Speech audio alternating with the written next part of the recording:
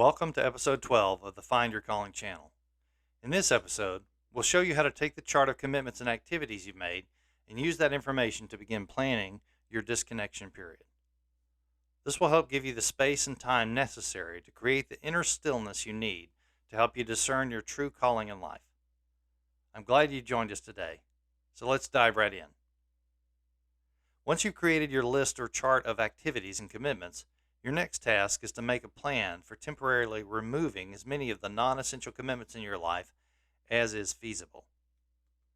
Begin by taking the list of commitments you created and examine each item listed in the right-hand column. For each distinct item listed, use your journaling method of choice and ask yourself 4 questions. Number 1, why am I committed to this activity? Number 2, what do I get out of it? Number 3, how do I feel about my commitment to this activity? And number 4, how can I temporarily reduce or eliminate my commitment to this activity during my disconnection period? Let's work through an easy example of how this might look, taking an item from the example list from the previous episode and then moving on to a more complex example. The way these questions are answered will look different for different people. I'm going to give 2 examples of how these questions might be answered for the activity working overtime at work. This first fictitious example is from Tara, who is married with 2 kids. Example number 1, the activity working overtime at work. Question 1, why am I committed to this activity?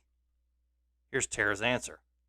We have 2 car payments and a house payment in addition to other bills. We need the extra money so we can save a little and do some of the fun activities we like to do, such as eating out and saving for a vacation. Question number 2, what do I get out of it? Here's Tara's answer. I get to eat out at nice restaurants and go on a decent vacation. Question number 3, how do I feel about my commitment to this activity? Here's Tara's response. Honestly, I'm glad I have the opportunity to work overtime, but I would really enjoy getting to spend that extra time with my kids and spouse. Sometimes I think we should find other ways to cut back so I won't need to work overtime so much. And question number 4, how can I temporarily reduce or eliminate my commitment to this activity during the disconnection period?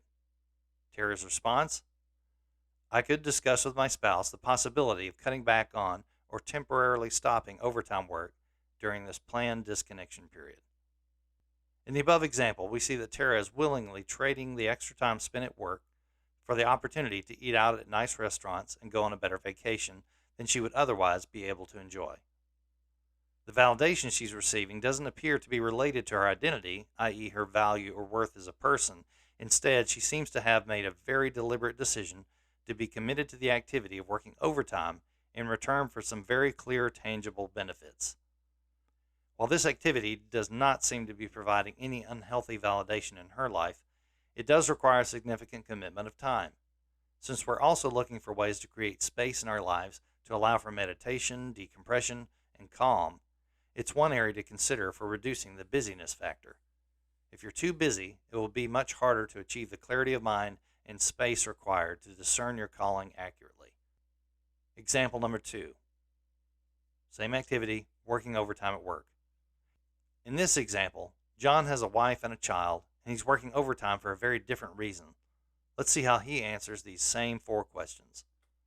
Question number 1, why am I committed to this activity? John's response, with all of the projects I have at work, I just can't seem to keep them all on track unless I work long hours. My boss is continually pushing me to stay on schedule, but there never seems to be an end to the demand for me to do more work. Question number 2, what do I get out of it? John's response, I get more projects done so my boss stays reasonably happy with me and I get more money in my paycheck. Also, I want to get that next promotion, and if I don't get all these projects done in time, I'm afraid my boss will give the promotion to someone else. Question number 3, how do I feel about my commitment to this activity? John's response, I can't stand it. Some weeks I'm working so much that I hardly have any time for me or my family after I get off work. Most days, all I have the energy for when I get home is to eat dinner, shower, and go to bed. Question number 4. How can I temporarily reduce or eliminate my commitment to this activity during the disconnection period? John's answer: I need to seriously think about transferring to another area of the business where the demands on my time aren't so intense.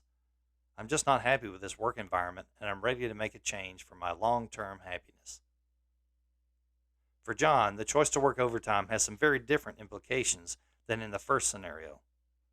John appears to feel coerced into the situation rather than it being a voluntary choice which he wholeheartedly agreed to.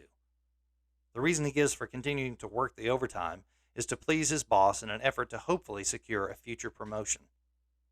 He's also experiencing some clearly negative effects of his choice due to the long hours spent at work. John is absolutely experiencing unhealthy validation. The boss is clearly indicating to him that his value and worth at the company are due to his completing as many projects as possible on schedule. Is this unhealthy validation hindering John's ability to discern his calling? Maybe. If John is basing part or all of his value as a person on his ability to earn money or excel in a career, then it could absolutely be hindering his ability to discern his true calling. Remember, we often can't accurately perceive the sources of unhealthy validation in our lives until we temporarily remove them. John has a choice to make. He feels that he was created for something more in life, but he feels pressure to keep up with a demanding work schedule so that he doesn't lose the opportunity for a promotion at work. As a source of validation in his life, he also must consider the possibility that he's allowing his job performance to be an unhealthy source of identity. In addition to all of this, the amount of time he's spending on overtime will negatively impact his ability to create the space and calm necessary to discern his calling. It's a difficult decision to make. If John chooses to reduce the number of hours he spends at work, he will likely want to have a frank discussion with his boss and come to some sort of agreement on the maximum number of hours he's willing to work. Decisions like this must be made with care, as we all have financial commitments, and most of us can't afford to lose our jobs. If John thinks he might get fired for pursuing this course of action, then part of his planning for the disconnection process might be to look for another job, or, as was mentioned above, possibly transfer to another department where there won't be so much demand for him to work overtime. That's all for this episode. I hope it's been helpful to you. In episode number 13, we'll take a look at one final example and then discuss how you can overcome the fear that you may experience when taking this important step of disconnecting from unnecessary commitments. As always, I encourage you to subscribe to this channel if you haven't already done so that you can be notified when future episodes are released. For additional information on the topic of finding your calling, please consider picking up the 2 books I've written on this subject: Find Your Calling Without Losing Your Mind, and Overcome the Obstacles and Succeed at Your Calling. Purchase links for both books can be found in the show notes below. If you find the information in these programs helpful, please tell someone else about this channel. Thanks for watching, and may God bless your day.